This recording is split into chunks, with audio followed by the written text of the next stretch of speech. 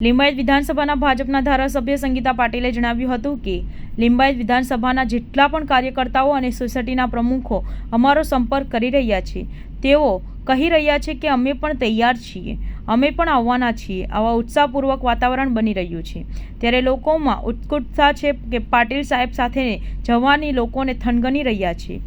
પાટીલ સાહેબનું ફોર્મ ભરવા અમે પણ આવવાના છીએ. એ દિવસે માહોલ કંઈક અલગ જ હશે.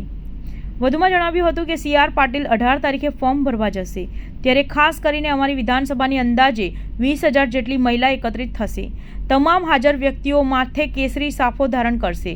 તેના કારણે આખો માહોલ ભગવામય બની રહેશે. અમારા મત વિસ્તારમાં અલગ અલગ રાજ્યની મહિલાઓ વસવાટ કરે છે. તેઓ સી.આર. પાટીલના સમર્થનમાં પોતાના રાજ્યના પહેરવેશ મુજબ સાડીઓ પહેરીને આવશે.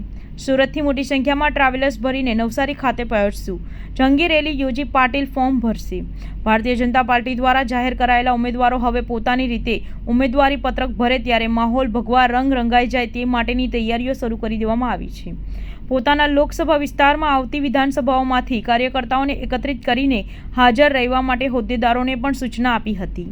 સી.આર. પાટીલ પણ 18 એપ્રિલે ફોર્મ ભરવા માટે નવસારી ખાતે પહોંચશે ત્યારે જંગી રેલી યોજાશે. આદરણીય પ્રદેશ અધ્યક્ષ અને 25 નવસારી સંસદીય વિસ્તારના સાંસદ શ્રી સી.આર. પાટીલ સાહેબ 18મી તારીખે ફોર્મ ભરવા માટે તૈયાર થઈ રહ્યા છે ત્યારે એમને ફોર્મ ભરવા જવા માટે આજે લોકો લિંબાયત વિધાનસભાના જેટલા બી કાર્યકર્તા મિત્રો છે, કાર્યકર્તાની સાથે સોસાયટીના પ્રમુખો અમારો સંપર્ક કરી રહ્યા છે અને કહી રહ્યા છે કે અમે પણ તૈયાર છે, અમે પણ આવવાના છે.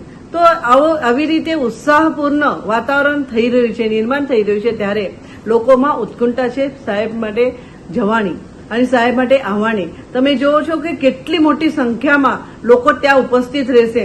લોકો થનગની રહ્યા છે કે પાટીલ સાહેબનું ફોર્મ ભરવા માટે અમે પણ આવવાના, અમને પણ બોલાવો, અમને આમંત્રણ આપો. ત્યારે સ્વયંભૂ લોકો ત્યાં અમને કહી રહ્યા છે ત્યારે અમે પણ એમને કહીએ આવો, તમને આમંત્રણ છે, બધાને જ આમંત્રણ છે, સ્વયંભૂ તમે આવી શકો છો.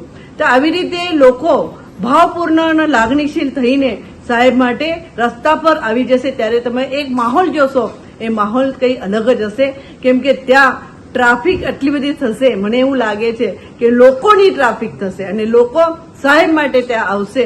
અને આજે જ્યારે મારા વિસ્તારના કાર્યકર્તાઓમાં આટલો બધો ઉત્સાહ છે ત્યારે મને પણ ખૂબ આનંદ થાય છે કે પાટીલ સાહેબ માટે લોકો રસ્તા પર ઉતરી પડશે.